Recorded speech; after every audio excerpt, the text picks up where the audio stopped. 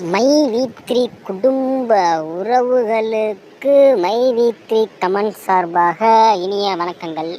நண்பர்களே, இப்போ பார்த்தீங்கன்னா நம்ம அந்த விஜய் ஹிருத்திக் அப்படிங்கிற சேனலோட லாஸ்ட்டாக என்ன வீடியோ விட்டுருக்காருன்னா, மை3 ஆர்ட்ஸ் கார்த்திக் பிள்ளை ஒரு தரமான இன்வெஸ்டிகேஷன், அதாவது இன்வெஸ்டிகேட்டர்னு போட்டணும், இன்வெஸ்டிகேஷன் ஜேர்னலிஸ்ட்னு போட்டிருக்காரு. இன்வெஸ்டிகேட்டர், ஒரு தரமான இன்வெஸ்டிகேட்டர் அப்படிங்கிறத பற்றி இவங்க ஒரு வீடியோ போட்டிருக்கிறாங்க, இந்த விஜய் ஹிருத்திக் அப்படி விஜய்ங்கிறவர். இப்போ இந்த வீடியோக்கு கீழே இருக்கிற கமெண்ட்ஸை நம்ம பார்த்துடலாம். என்ன போட்டிருக்கிறாங்க அப்படின்னா, இந்த விஜய் ஹிருத்திகை நம்பாதீங்க, மை3 கண்டிப்பாக தோற்கும், ஜெயிக்கும், தோற்காது அப்படின்னு சொல்லியிருக்காங்க.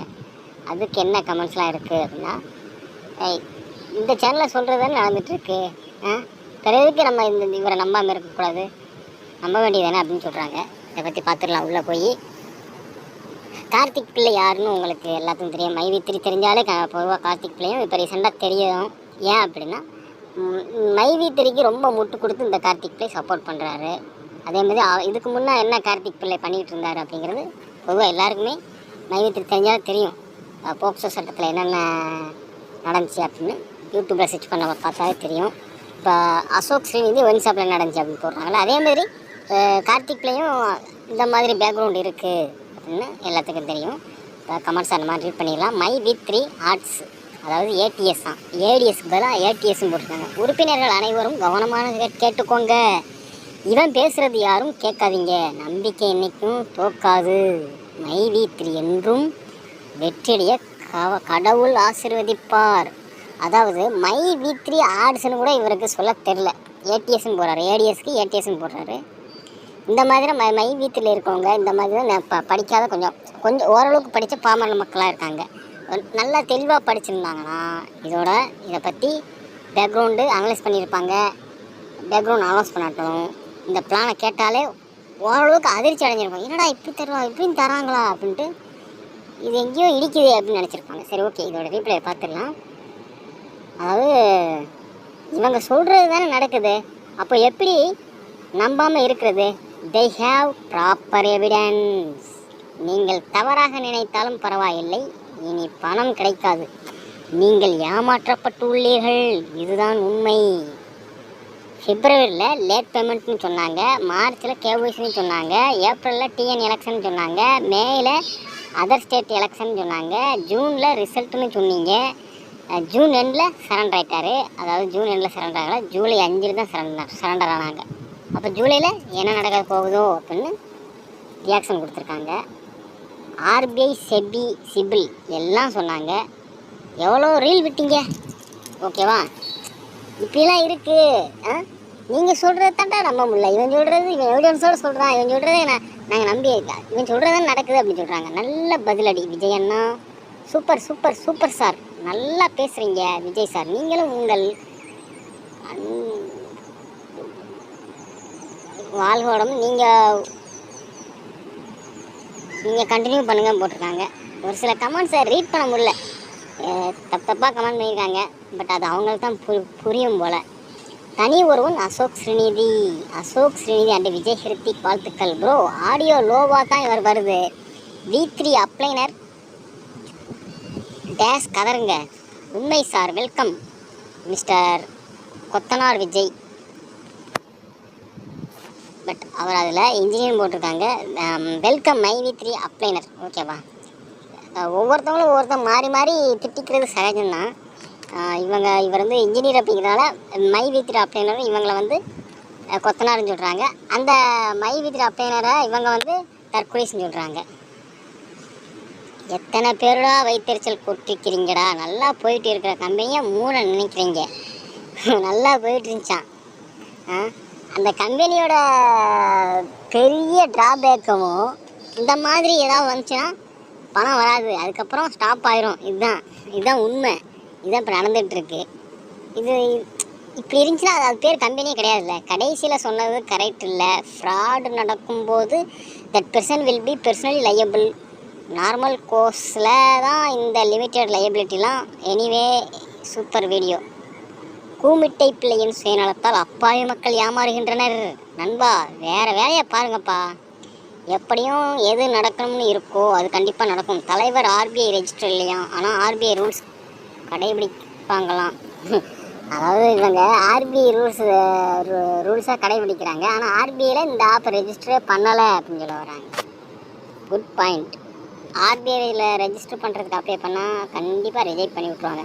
எப்படியும் எது நடக்கணும் இருக்கோ அது கண்டிப்பாக நடக்கும். தலைவர் எம்டி சிறையிலிருந்து வெளியே வந்ததும் எல்லோருக்கும் பேமெண்ட் போடாமல் காதில் பூ சுத்துவார் என்று நினைக்கும் மைவித்ரி கூமுட்டைகள் வாங்க.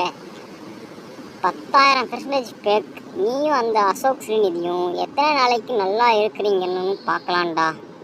யார் பார்த்தாலும் கேஸ் கொடுக்குற பைத்தியம் எங்கே ப்ரோ?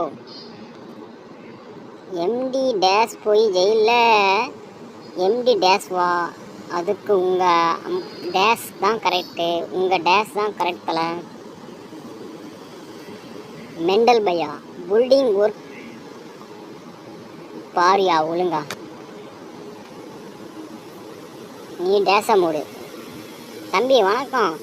எங்களுக்கு பணம் வருமோ வராதோ உங்கள் வேலையை பாருங்கள், நீங்கள் தெரிஞ்சவே மாட்டீங்களா? ஆனால் எல்லோருக்காகவும் உங்களை சும்மா விடாது. அப்போ மைவித்ரி பற்றி பேசித்தான் நீங்கள் பணம் பண்ணணுமா? கடவுள் இருக்கான் குமாரே, கடவுள் இருக்கான். அது மைவித்ரிக்கு ஆப்போசிட்டாக இருக்காங்க. அழகு மாதிரி நீ ஆம்பளையா பொம்பளையான்னு தெரில, அதனால் வணக்கம் மட்டும் சொல்லி ஆரம்பிக்கிறேன். எந்த கம்பெனி பற்றி என்ன தெரியும்? அது எங்கள் கம்பெனி பற்றி என்ன தெரியும்னு கேட்குறீங்களே. ஒரு கம்பெனினா 100 பேர் வேலை பார்க்குறாங்கன்னா உற்பத்தி ஆகிற பொருளை பொறுத்து எண்ணிக்கை அதிகமாக இருக்கணும். சரி கம்பெனின்னு சொல்கிறாங்க, இவங்க பிஎஃப் பிடிக்கிறாங்களா? 12 பேருக்கு மேலே இருந்தாலே அந்த கம்பெனியில் பிஎஃப் பிடிக்கணும். ஒரு கம்பெனினா 100 பேர் வேலை பார்க்குற ஷர்ட் கம்பெனியில் மாதத்துக்கு 1 லட்சம் சட்டையாவது விற்கணும். உங்கள் கம்பெனியில் மக்கள் மட்டும்தான் 70 லட்சம் பேர் இருக்கீங்க. நீங்களே உற்பத்தி பண்ணுற பொருள் நீங்களே பயன்படுத்துவதில்லை. அதாவது இவங்க உற்பத்தியெல்லாம் பண்ணலை, ஓகேவா? இவங்க வாங்குறாங்க. ஏதோ ஒரு கம்பெனிலேருந்து வாங்கி, அந்த சித்துவான் அப்படிங்கிற கம்பெனிலேருந்து வாங்கி ஸ்டிக்கர் ஒட்டுறாங்க. வாங்கி தான் இவங்க விற்கிறாங்க. வெளியிலேருந்து வாங்கி ஸ்டிக்கர் ஒட்டி விற்கிறாங்க மைவித்ரின்னு சொல்லிட்டு, ஓகேவா? இவங்க உற்பத்தியெல்லாம் கிடையாது. இவங்களுக்கு ஒரு மேனுஃபேக்சரிங் ஃபேக்ட்ரி எங்கேயுமே கிடையாது. ஸ்டிக்கர் ஒட்டுற வேலையை தான் பார்க்குறாங்க. உனக்கு நேம் யார் வச்சா? அழகு சாபமிட ஆசையாக இருந்தால் டெய்லி எனக்கும் சாபமிடு. நீ கதறுடா, உங்கள் குடும்பமே அலைஞ்சு போகும்டா. காக்கா பையா போடா.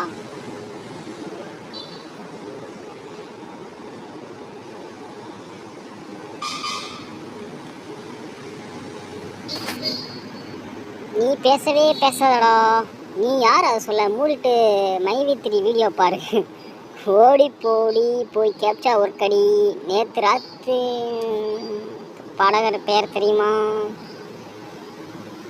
அதான் 100% எம்டிக்கு பெயில் கிடைக்கும்னு சொல்லிட்டீங்களே. அவர் வெளியே வந்துட்டா எல்லோருக்கும் பணம் கொடுக்க போகிறாரு. பிறகு எதற்காக நாங்கள் கேஸ் கொடுக்க போகிறோம்? 1000% வாய்ப்பில்லை. ஜோக்கராக இருக்கிறார். இன்னும் இல்லாத பணத்தை அவர் எப்படி கொடுப்பாரு? ஒரு கதை சொல்லுவார் பாரு. நீங்களே மனசு மாறி பணம் வேணான்னு சொல்லிவிடுவீங்க. பெயில் கிடச்சி என்ன பண்ணுறது? குருஜி கதா தெரியுமா தம்பி? கேஸ் இன்னும் முடியல. கேஸ் முடியவில்லை என்று தெரியும். அவர் சொத்தை விற்று கூட கொடுப்பார். அதற்கு வழி பெயில் தானே. எப்படி கொடுப்பார் என்று நீங்கள் ஏண்டா கதறீங்க? அப்போது அது ஸ்கேம் தானடா, தற்குறி. சொத்தை விற்று கொடுக்குறாருன்னா அது ஸ்கேம் தானே. நீ தானே நீதிமன்றம். அவர் என்ன சொந்த காசியாக தருவார்? நீங்கள் பணம் போட்டால்தான் அவர் உங்களுக்கு தர முடியும். உங்களுக்கு டவுன்லைன் 10 பேரை மெம்பர் ஜாயின் பண்ணி விட்டீங்க, ஓகேவா? மைவித்ரி தற்கொலை இப்படி தான் இருக்காங்க. கமெண்ட்ஸாக அவங்களுக்கு சரியாக பண்ண தெரில. ஒரு பொது வெளியில் எப்படி டீசெண்டாக கமெண்ட் பண்ணணும், அதாவது கரெக்டாக கமெண்ட் பண்ணணும் அப்படின்னு தெரியல. புலனாய்வு புழு பிள்ளை கமெண்ட் செக்ஷனில் மைவித்ரி மக்கள் கழிவு ஊற்றிட்டு இருக்காங்க. அதாவது புலனாய்வு புழு கார்த்திக் பிள்ளை தான் சொல்கிறாங்க. கமெண்ட் செக்ஷனில் மைவித்ரி மக்கள் கழிவு ஊற்றிட்டு இருக்காங்க. அதான் கார்த்திக் பிள்ளை கமெண்ட்ஸை போய் பார்த்துடலாம். அடுத்த வீடியோவில் அதை பார்ப்போம். நன்றி, வணக்கம்.